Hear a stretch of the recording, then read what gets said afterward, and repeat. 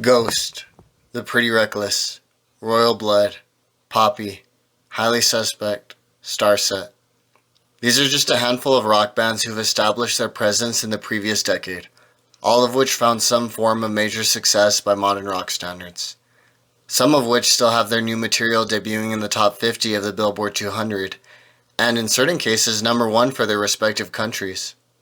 However, there is one band from this specific era of new rock who fell short in terms of longevity and success, at least as far as reaching the same level as these other artists. This would be alternative and post-grunge outfit Red Sun Rising. Forming through a random discussion of music in a gas station, Red Sun Rising would be just as unique as the aforementioned rock bands. However, what separated Red Sun Rising from many of the previously mentioned bands was their emphasis on the sound of grunge. While many modern bands add a sprinkle of influence from 70s rock, 80s theatrical metal, or 2000s garage rock, Red Sun Rising's light of inspiration came primarily from the 90s. Again, that is not to say that the band is merely a modern grunge act, or that grunge was the sole inspiration for the band.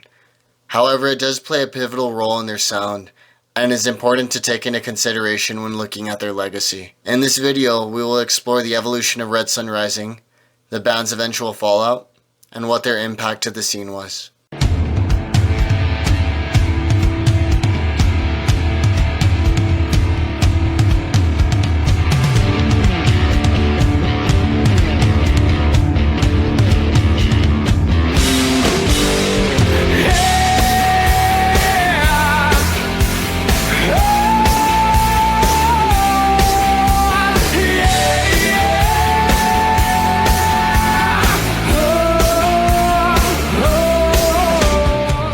Red Sun Rising's core creative lineup formed in the late 2000s, upon lead singer Mike Protich and guitarist Ryan Williams striking up a conversation about music. While every member of Red Sun Rising holds importance to the band, for many years the primary creative output came from the chemistry between Protich and Williams. This natural chemistry segued into Red Sun Rising's self-titled debut record, arguably the band's heaviest album in their catalog, and a record which shows off the range of Mike Protich, as he channels an aggressive baritone reminiscent of the late Scott Weiland on album opener Numbers. However, Protich uses this baritone sparingly throughout the debut, and rarely for the rest of Red Sun Rising's career.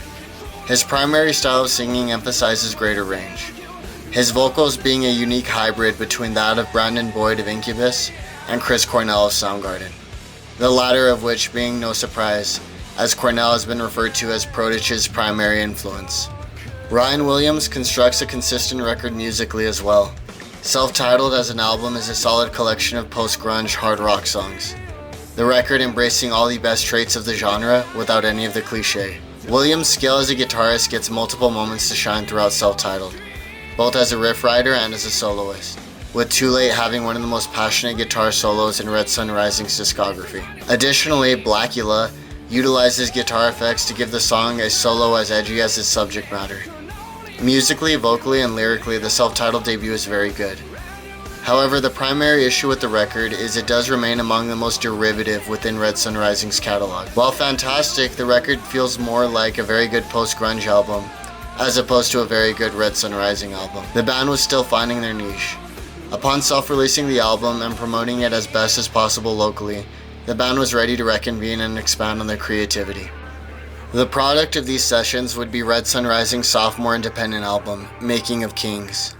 Making of Kings is distinct from Self-Titled in that the band shifted away from the hard rock on their debut in favor for more experimental influences. That is not to say the album is soft rock or art rock, as it does feature the heavy aspect which is a staple of Red Sun Rising's sound.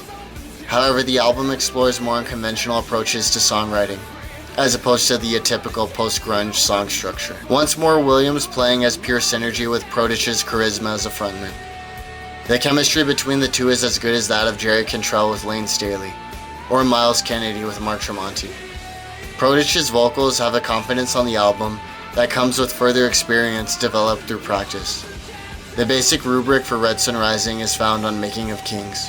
Songs such as Moving On, the title track, and December have the infectious and aggressive grooves that would bloom onto the next two Red Sun Rising albums, while songs such as Abort and The Drowning Incident possess the band's natural penchant for experimentation, which would also become a staple of the band's sound. Hindsight is 20/20, and it's interesting to see how ideas established on Making of Kings, as well as the EP Into Forever, would blossom into something so immediately associated with the thought of Red Sun Rising. The band continued establishing a name for itself locally, as well as online, building a gradual but dedicated fan base amidst this time.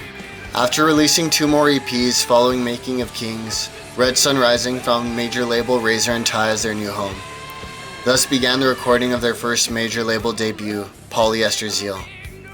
As stated earlier, even with the label backing by Razor and Tie, POLYESTER ZEAL did not reach the same successes commercially as the bands mentioned in the beginning of this video. In fact, label mates Starset and The Pretty Reckless both released albums which took off in a way POLYESTER ZEAL did not.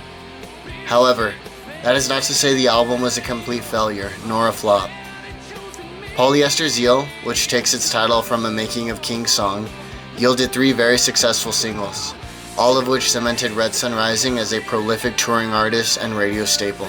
The Other Side and Emotionless remain the 2 biggest hits ever released by the band, and have a perfect balance between accessibility to the mainstream and artistic integrity. Amnesia was released as a 3rd single, and while it did not chart as high as the aforementioned songs, it did perform well and contributed to Red Sun Rising's success.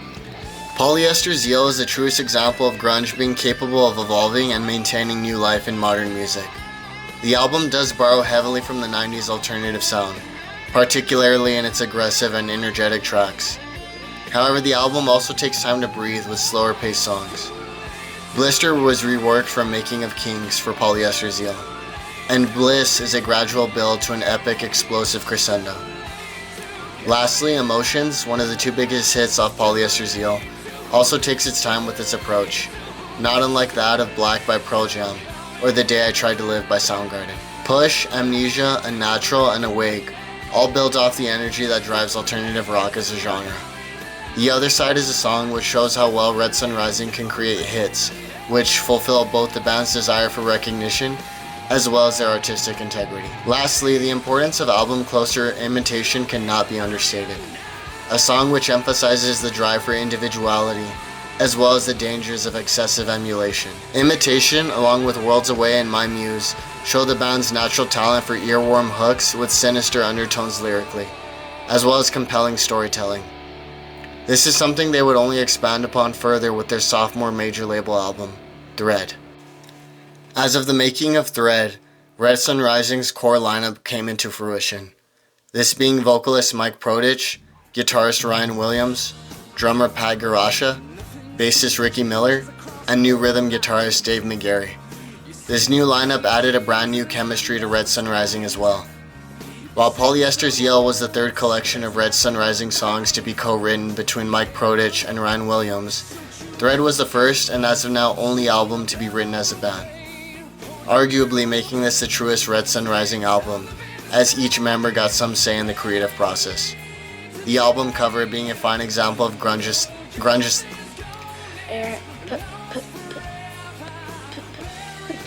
Today, Junior?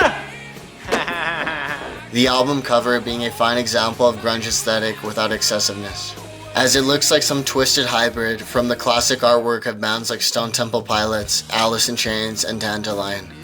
Thread notably lacks the hits produced by POLYESTER ZEAL, but in trading that off comes out a more experimental and art-oriented hard rock album.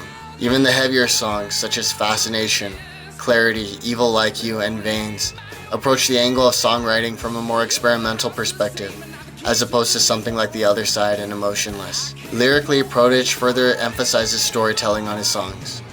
Lonely Girl, Benny Two Dogs, El Lazo, Left for Dead, and Stealing Life are structured in a way that guides the listener through the harrowing imagery presented. Lastly, their experimentation is interesting, despite falling short of a radio hit. Death Wish, being the most popular song on the album, shows influence less from grunge and more from pop-punk, with comparisons being drawn to Panic at the Disco upon release. Unfortunately, the band would come apart after the release of Thread. While it was not immediate and the band was able to tour in support of the record, Thread would be the final release by Red Sun Rising as of this writing. In February of 2020, it was announced that the band would be going on an indefinite hiatus. No explanation was provided as to why, but multiple fan theories arose online.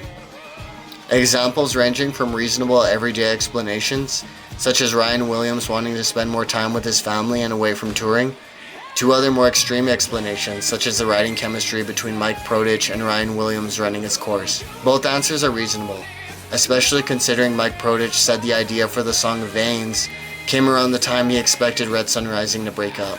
Further support comes in the bands which followed up the demise of Red Sun Rising, as Mike Prodich, Pat Garasha, and Dave McGarry all formed The Violent together, while Ryan Williams formed Monarch with new musicians.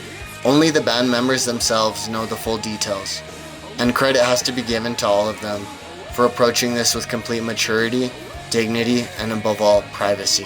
One can't help but wonder if Red Sun Rising's lack of commercial success their contemporaries received contributed to the decision to place the band on hiatus. As I've covered repeatedly on this channel before, if a band costs more to maintain than to build profits, it will eventually crumble. I often wonder if that was the case with Red Sun Rising. I like to think it's not, because while the band was not paraded around by the mainstream in a way an artist like Greta Van Fleet is, Red Sun Rising sets an example many rock bands should strive for. This can be best summed up with the song Imitation. Indirectly, Imitation is the most definitive Red Sun Rising song, as it encapsulates the band as a whole. Red Sun Rising is a band which is prone to wearing its influences on its sleeve, yet never does so in a way that is shameless, cowardly, or ripping off. Considering many new rock bands are building careers by completely, without exaggeration, mapping and ripping off the rubrics established by prior great musicians, this is something that adds credibility to Red Sun Rising. Ultimately, Red Sun Rising is paying homage to what inspired them in the best way possible, by emulating the traits they loved about the musicians they grew up with, while adding their own unique stamp to their songs. While the influence of Red Sun Rising may need time to grow for the future, they essentially paved a path for modern grunge-inspired musicians to walk on. Underground artists such as Soylent Green and Just a Ride are picking up the torch dropped by Red Sun Rising, while also maintaining the standard established by them, revisiting music which inspired them by adding a fresh perspective towards it, thus creating something as good as the era which conceptualized it, while also making it fresh enough to still feel modern.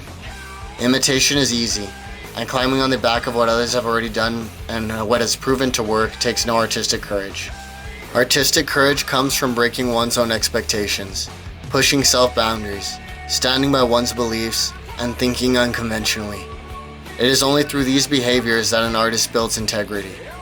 It truly is a shame that Red Sun Rising is not more popular amongst the casual rocker outside of The Other Side and Emotionless, as the band embodies many of the qualities people claim to desire from newer rock music. While I miss Red Sun Rising as a fan of their music, I also long for the band's return merely in the hopes that their example can be more recognized. Absence makes the heart grow fonder, and if other contemporary bands like New Medicine can reunite, perhaps there is hope for Red Sun Rising. In either case, Red Sun Rising was a band which truly walked as themselves, and in doing so had the freedom to pursue any sound their hearts desired.